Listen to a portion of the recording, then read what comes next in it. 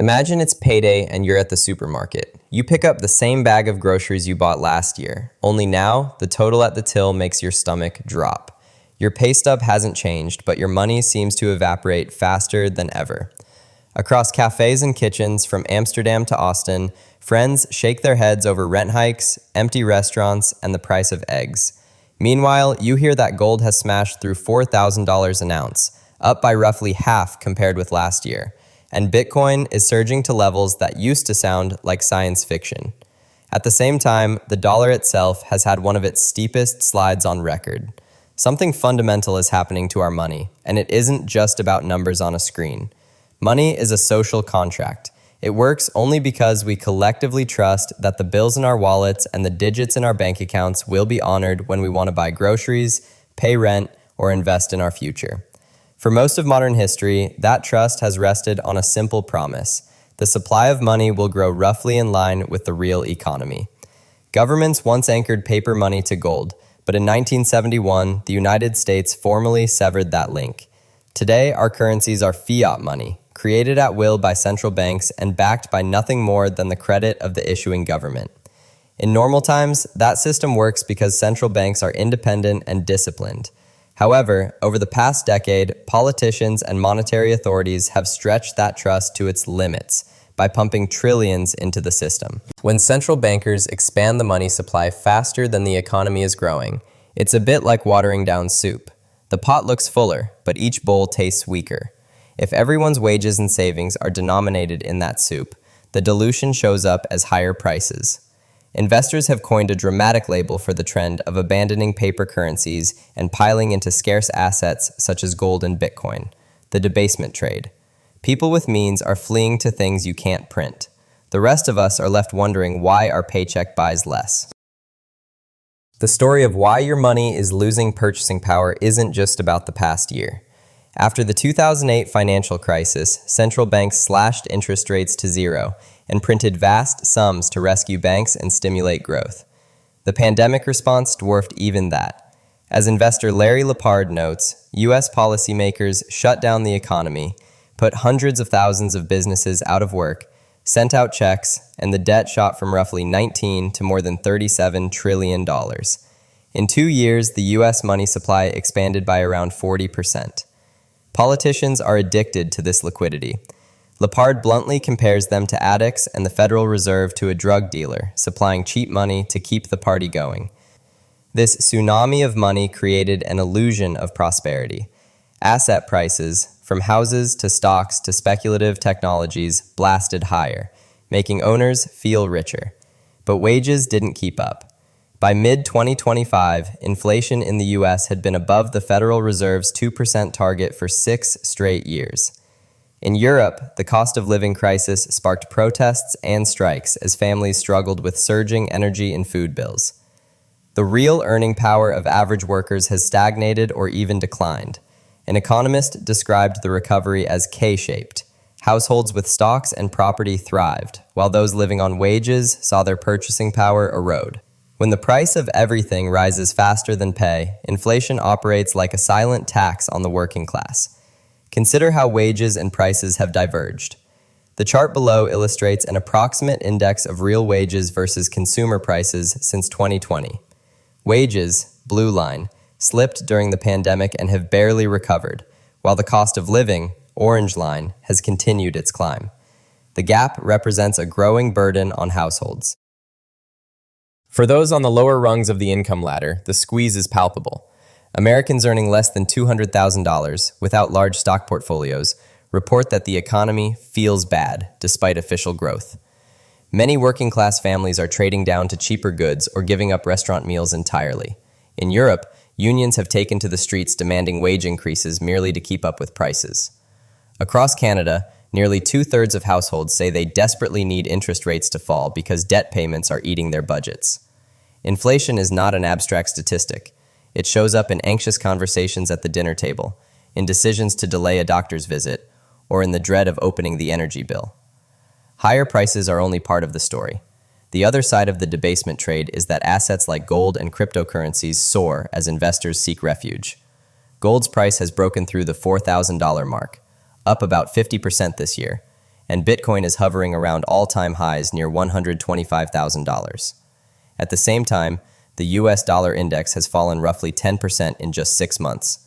Instead of trusting government IOUs, wealthier investors are hoarding things that cannot be conjured up by a central banker's keystroke. The growing gulf between those who own assets and those who do not has fueled feelings that the system is fundamentally unfair. Why is all this happening now? Some thinkers look to history for clues. The fourth turning is a theory proposed by historians William Strauss and Neil Howe, suggesting that societies move in 80-year cycles, a period of growth, then maturation, then unraveling, and finally a crisis that resets the rules. According to Leopard, the issue at the heart of today's crisis is, what is money? For generations, we've believed that government spending and debt could solve every problem. But when debt grows faster than the underlying economy, mathematics asserts itself. The only options are serious inflation, deep depression, or a monetary reset.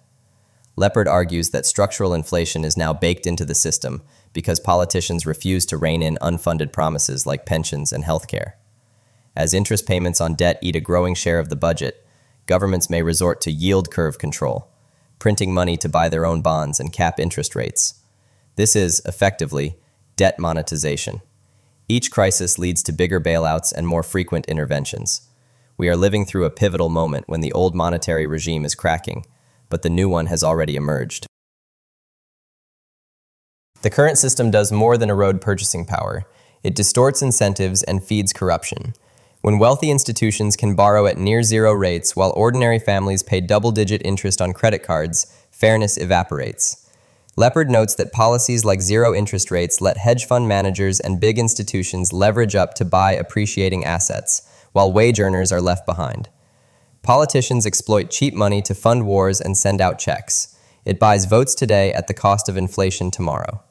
This means that regardless of who holds office, the path of least resistance is to print rather than to cut, a form of corruption that transfers wealth from savers to those connected to the monetary spigot. You can see the results in the ballooning national debt. A decade ago, the US owed less than $20 trillion. Today, it is well over $36 trillion. Interest payments alone exceed $1 trillion a year, more than America spends on its military. This debt grows not because people are lazy, but because the incentives in Washington reward promises without consideration of how to pay. The following chart illustrates the rapid climb in U.S. federal debt over the past few years. As debt piles up, interest rates become a trap. Raise them enough to crush inflation and the government can't afford its own interest bill. Keep them low and inflation persists. The likely outcome, as Leopard predicts, is financial repression. Authorities will cap rates and let inflation quietly chip away at debt. For ordinary people, that means paying more for everything while their savings lose value. These problems aren't confined to one nation. Trust in the United States as the global monetary anchor is fraying. BRICS countries, Brazil, Russia, India, China, and South Africa, joined recently by Egypt, Saudi Arabia, Argentina, Ethiopia, Iran, and the United Arab Emirates, are trading increasingly in their own currencies. India and Russia are buying oil in rupees and rubles. China and Brazil have settlement mechanisms in yuan and reals. African leaders are proposing a shared currency as a symbol of decolonization and sovereignty. This is not just technical finance. It's an economic awakening decades in the making. The world is questioning whether it is fair that the U.S. can run eye-watering deficits simply by printing more dollars, while other countries must earn those dollars through exports. Nobel economist Joseph Stiglitz warns that this exorbitant privilege won't last forever. As wars are funded through deficit spending and sanctions weaponize the dollar, partners seek alternatives. A multipolar currency system may emerge, where regional blocs rely on their own money. Parallel to this geopolitical shift is what some call a Great Awakening. Libertarian economist Thorsten Polleit writes that a new enlightenment is unfolding, one that challenges the legitimacy of coercive institutions, including fiat money and the state's monopoly over it. He argues that the Great Awakening will test things we have long taken for granted, from central banking and inflation to bureaucratic apparatuses and supranational unions. At its heart is the idea that cooperation should be voluntary rather than imposed, that people should be free to transact and save without having their earnings eroded by hidden inflation or confiscated through opaque monetary policy. The movement is not confined to left or right. It is about rediscovering personal sovereignty and treating others as ends rather than means.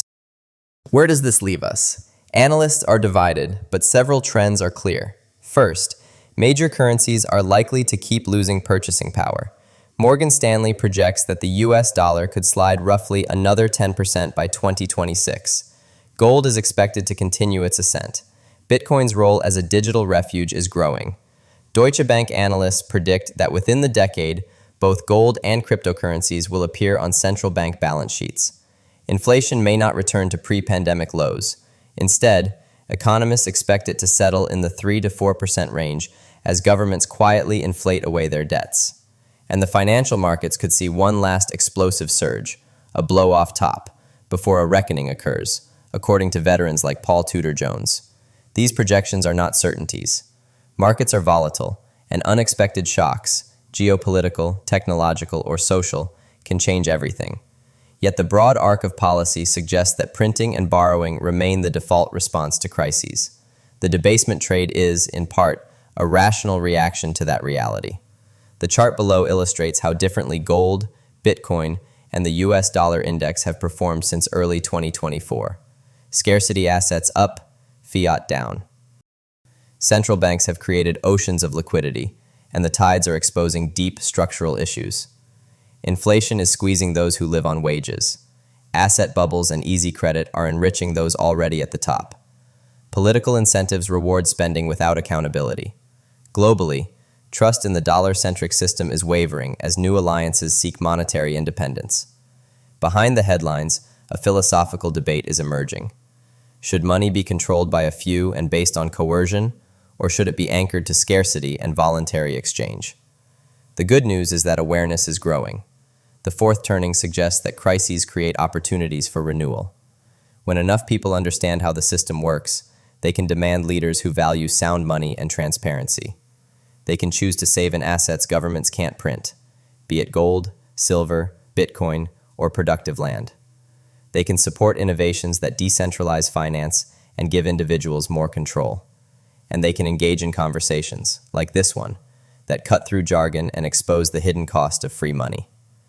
If this resonates with you, don't let the discussion stop here.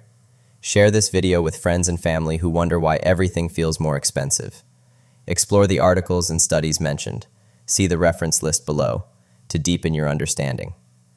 Ask your representatives how they plan to address inflation and debt without merely printing more. Consider diversifying your savings into assets that hold value over time. And most importantly, stay curious and engaged. An informed, awakening public is the most powerful force for change, and together, we can shape a monetary future that is fair, transparent, and truly free.